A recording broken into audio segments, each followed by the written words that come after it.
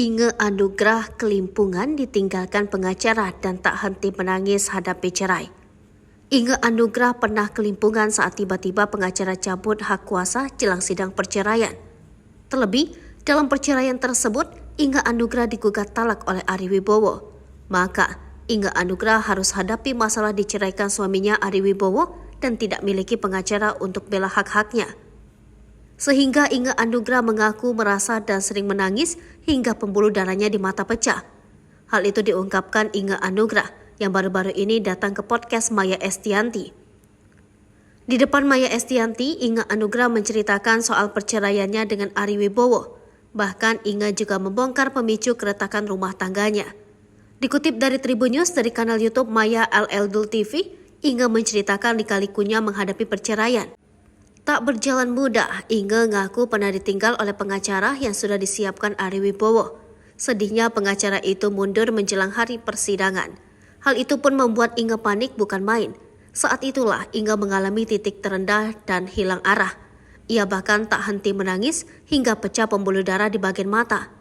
Beruntungnya saat itu ada teman Inge yang menelpon.